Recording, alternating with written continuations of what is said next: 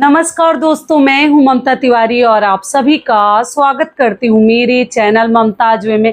कैसे हैं आप सब, तो ये बताने के लिए कमेंट बॉक्स में श्री हरि विष्णु जरूर लिखिए।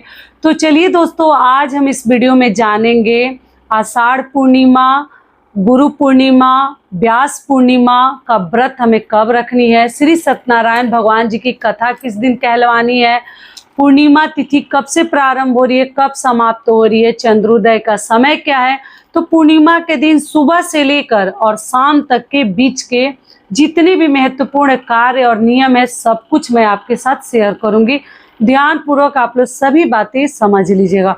तो चलिए वीडियो को शुरू करते हैं। इससे पहले दोस्तों, अगर आपको मेरा वीडियो पसंद आता है तो प्लीज आप मेरे चैनल को सब्सक्राइब कर दीजिएगा, बेल आइकन को प्रेस कर दीजिएगा, जिससे कि मेरे वीडियो के नए नोटिफिकेशन आप सभी के पास सबसे पहले पहुंचे। तो चलिए शुरू करते हैं और आषाढ़ पूर्णिमा से संबंधित सभी महत्वपूर्ण बातें जान लेते हैं। तो सबसे पहले दोस्तों आपको बता दूं, आषाढ़ महीने की ये पूर्णिमा है और इसको हम व्यास पूर्णिमा और गुरु पूर्णिमा के नाम से भी जानते हैं। और इस दिन महर्षि वेद व्यास जी का जन्म दिवस है, जन्म उत्सव भी लोग मनाते हैं। और जो लोग भी मान लीजिए जिनके भी गुरु हैं, जो लोग बहुत सारे लोग देखिए गुरुमुख होते हैं, हमारे में गुरुमुख हुआ जाता है। कोई भी बड़ा अनुष्ठान आयोजन, बच्चों का विवाह शादी करने से पहले गुरुमुख हो जाया जाता है। अगर जो लोग चाहे तो इस दिन को चयन कर सकते हैं गुरुमुख होने के लिए। बहुत सारी बहनें पूछती हैं दीदी गुरुमुख कैसे हुआ जाता है। तो देखिए जिस भी ब्राह्मण को, पुरोहित को आप लोग गुरु बनाना चाहते हैं तो बहुत सारी चीजें मतलब देकर ऐसा माना जाता है कि एक बार आप गुरुमुख हो जाते हैं ना, तो जो भी दान करते हैं वो दान मतलब सही में वो दान माना जाता है। और ऐसे हम नॉर्मल दान करते हैं तो उतना मतलब वो फल नहीं देता जितना कि हम गुरुमुख होके और जो चीजें दान करते हैं उसका हमें कई गुना लाभ मिलता है। तो देखिए अभी तक सच बताऊं तो मैं भी गुरुमुख नहीं हुई हूँ, लेकिन मुझे भी होना है। अपना एक गुरु हमें बनानी है।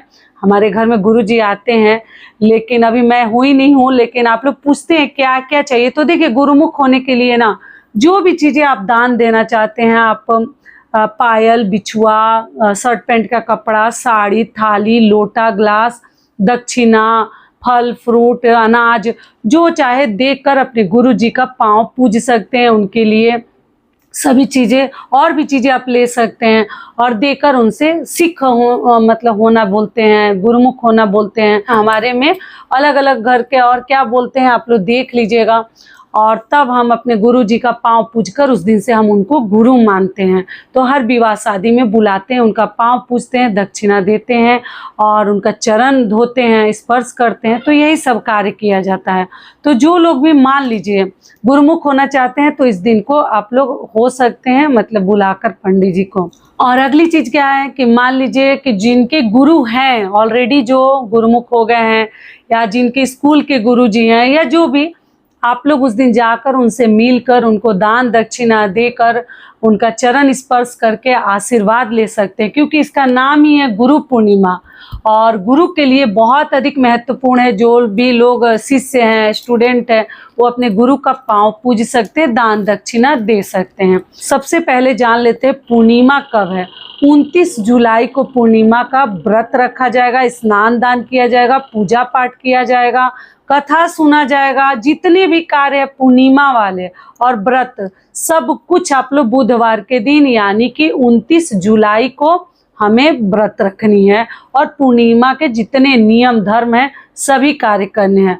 पूर्णिमा तिथि कब से प्रारंभ हो रही है, कब समाप्त हो रही है, तो आपको बता दूं। तो देखिए जैसे 28 जुलाई दिन मंगलवार को पूर्णिमा तिथि शाम को 6:21 पर प्रारंभ हो रही है। मैं यहाँ एग्जैक्ट टाइम लगा दूंगी, आप लोग चेकआउट कर लीजिएगा। और पूर्णिमा तिथि समाप्त हो रही है 29 जुलाई को 8:05 पर शाम को, ठीक है, रात को मतलब समाप्त हो जा रही है। तो उदया तिथि को ध्यान में रखते हुए जितने भी पूर्णिमा वाले कार्य हैं, नियम धर्म है, सभी कार्य हम कब करेंगे, 29 जुलाई को। दिन पड़ा है बुधवार, बुधवार के दिन सभी कार्य आप लोग कर लीजिएगा। क्लियर हो गया। चलिए अब जान लेते हैं पूर्णिमा के दिन के संपूर्ण नियम विधि सुबह से शाम तक के।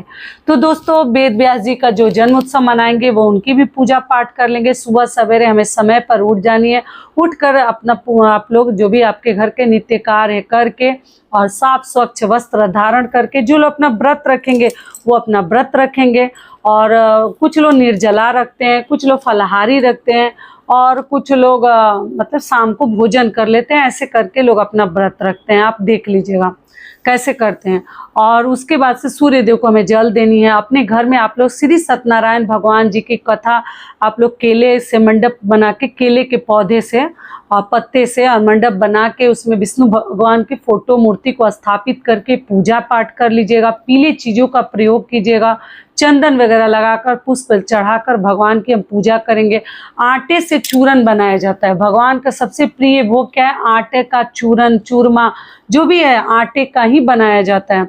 आप ब्राह्मण के द्वारा भी कथा कहलवा सकते हैं, खुद कथा पढ़ सकते हैं, आप सुन भी सकते हैं। तो उस दिन श्री सत्यनारायण भगवान की हम अपने घर में कथा सुनते हैं और व्रत रखते हैं। जो रखते हैं वो भी, जो नहीं रखते हैं वो भी। कथा सुनना और पढ़ना और घर में कहलवाना बहुत अधिक उत्तम और श्रेष्ठ माना जाता है। तो ये आषाढ़ पूर्णिमा है, बहुत ही मतलब खास मानी गई है, तो आप लोग कर लीजिएगा। और जिनको अपने गुरु से मान लीजिए मिलने जाना है, वो अपना जाके गुरु जी का पाँव पूज लेंगे, पूजा पाठ अपना मतलब उनको दे लेके अपना करके आ जाएंगे। उसके बाद से दोस्तों पूर्णिमा के दिन आपको मालूम ही है कि हम तुलसी जी की पूजा करेंगे। पीपल वृक्ष की भी आप लोग पूजा कर सकते हैं। आपके घर के आसपास अगर कोई नदी सरोवर है तो आप स्नान करने भी जा सकते हैं। मान लीजिए कि नहीं है तो आप बाल्टी के जल में गंगा जल डाल के मिश्रित करके हर हर गंगे बोलते हुए आप लोग जैसे स्नान कर सकते हैं।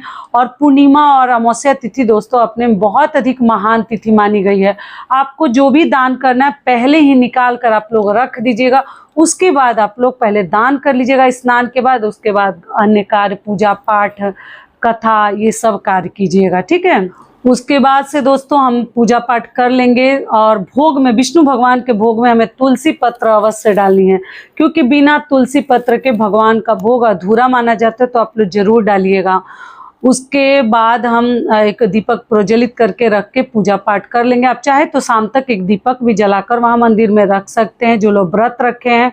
और बस रात में अपने आप शांत हो जाएगा और ठंडा हो जाएगा, कोई दिक्कत नहीं है। आप खीर पूड़ी, देखिए दिन में पार लगता है तो दिन में खीर पूड़ी बनाकर भगवान को भोग लगा सकते हैं। और जिनसे रात में होता है, पूर्णिमा के दिन खीर बनाना, खीर खाना, भगवान को भोग लगाना तुलसी पत्र के साथ बहुत अधिक शुभ माना जाता है। तो देखिए आजकल लोग मीठा भी अवॉइड कर रहे हैं। अगर आपसे गुड़ का भी खीर आप लोग बना सकते हैं, चीनी का ही जरूरी नहीं है, आप लोग गुड़ का भी खीर ले सकते हैं और भगवान को भोग लगा सकते हैं बनाकर। थोड़ा सा भी नियम कर दीजिए, साबूदाने का, मखाने का, इस प्रकार के भी खीर बनाकर आप लोग फलाहारी मतलब भगवान को चढ़ा के प्रसाद के रूप में ग्रहण कर सकते हैं। और आटे का चूरमा वगैरह बनाकर चढ़ाएं तो अति उत्तम है। तो यही सब कार्य हम करते हैं। और पूर्णिमा के दिन दोस्तों न बाल काटते हैं न बाल धोते हैं।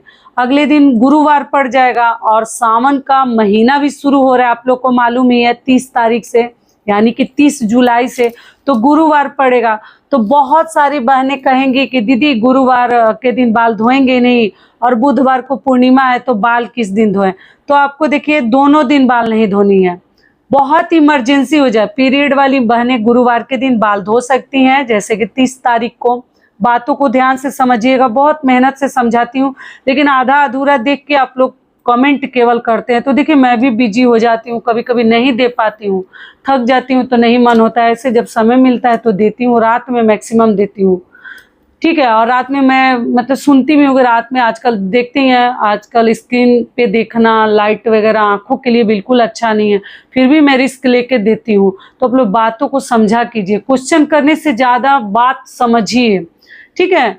तो बुधवार के दिन दोस्तों आप लोग बाल मत धोइएगा। मंगलवार के दिन बाकी बहनें धो लेंगी और गुरुवार के दिन जो मासिक धर्म वाली हैं वो धो सकती हैं। कोई इमरजेंसी पड़ जाए तब धोइएगा, वरना आप लोग मत धोइएगा। बाल के ऊपर से गंगा नदी सरोवर में जाते हैं तो अगर स्नान करते हैं तो कोई दोष नहीं लगेगा। शैम्पू साबुन पूर्णिमा और अमावस्या के दिन हमें नहीं लगानी चाहिए। ये क्लियर हो गया।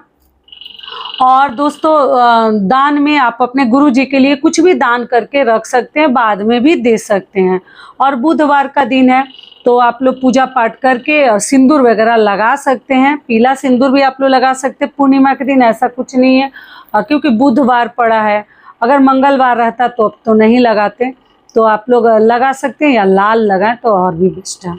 ये हो गया। चलिए अब आगे जान लेते हैं। ना बाल धोनी है ना बाल काटनी है, सब समझा दिया आपको। सावन में ऐसे ही बाल महिलाओं को नहीं काटनी है। फिर शाम को हम फिर से भगवान को भोग लगाएंगे, पूजा पाठ करेंगे। और एक दीपक आप लोग दोस्तों, आषाढ़ी पूर्णिमा है, आप लोग अपने मेन मतलब दरवाजे पे, मुख्य द्वार पे भी प्रज्वलित करके रख सकते हैं। बहुत सारे लोग पूछते हैं किस साइड में रखें, तो देखिए ऐसे तो मैं बहुत सारे वीडियोज में समझाई हूँ, फिर भी इस वीडियो में अब दोबारा समझा दे रही हूँ कि आप जब घर से बाहर निकलते हैं तो अपने मतलब बाएं तरफ रखनी है आपको, ठीक है, अपने बाएं। वीडियो में उल्टा भी दिखता है आपको, ये दाहिना लगेगा, लेकिन अपने बाएं मतलब यानी कि लेफ्ट तरफ रखनी है।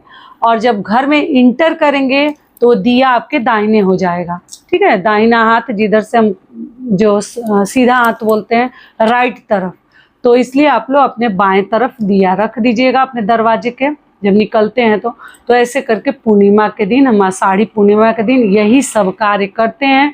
और पीपल वृक्ष के पास भी आप लोग चाहें तो दिया वगैरह जला सकते हैं, क्योंकि मतलब ब्रह्मा विष्णु महेश सभी देवी देवताओं का निवास स्थान मानते हैं। तो पूर्णिमा के दिन ये सभी कार्य आप लोग कर सकते हैं। तुलसी जी के पास तो जला ही रहे हैं। तो आशा करती हूँ सभी बातें आपको समझ में आ गई दोस्तों। और जो लोग भी मान लीजिए नदी सरोवर में स्नान करने जाते हैं, वो वहाँ जो भी भिक्षुक भिखारी मिलेंगे उनको आप लोग दान करके आ सकते हैं, ठीक है। और किसी का दिल ना दुखाए, बद्दुआ ना लें, किसी पशु पक्षी को ना मारें ऐसे सब शुभ दिनों पे, महान दिनों पे, तो आप लोग ध्यान रखिएगा। आपको बता दूं अगले दिन से सावन का पावन महीना शुरू होगा, तो आप लोग अपने मंदिर की साफ सफाई अच्छे से कर लीजिएगा। किचन में जो भी लहसुन प्याज वगैरह अगर नहीं खाना है तो हर चीज़ साइड करके रख दीजिएगा। चूल्हे की साफ सफाई कर लीजिएगा, क्योंकि जिनका 1 महीने का व्रत होगा वो अपना व्रत करेंगे। और जो लोग मान लीजिए केवल सावन सोमवार के व्रत करेंगे तो उसके लिए भी साफ सफाई कर लीजिएगा। नॉन वेज के बर्तन वगैरह हटा दीजिएगा, क्योंकि सावन के महीने में ऐसे सब कार्य ना करें, मतलब नॉनवेज वगैरह ना खाए तो ज़्यादा बेहतर है। तो आप लोग इस बात का ध्यान रखें। तो आशा करती हूँ गुरु पूर्णिमा, आषाढ़ पूर्णिमा से संबंधित सभी बातें आपको समझ में आ गई। चलिए अब आगे जान लेते हैं कि चंद्रोदय का समय क्या हो। तो 29 तारीख को दोस्तों दिन है बुधवार, हमें 7:10 पर आप लोग चंद्रदेव को अर्घ्य दे सकते हैं। ऐसे हर राज्य में अलग अलग समय पे चंद्रोदय होता है, तो आप लोग ध्यान रखिएगा। तो आशा करती हूँ ये वीडियो आप लोगों के लिए बहुत अधिक लाभकारी होगा। फिर मिलती हूँ एक नए वीडियो में, तब तक के लिए नमस्कार। स्वस्थ रहिए, सुरक्षित रहिए और जहाँ कहीं भी रहिए खूब खुश रहिए। धन्यवाद।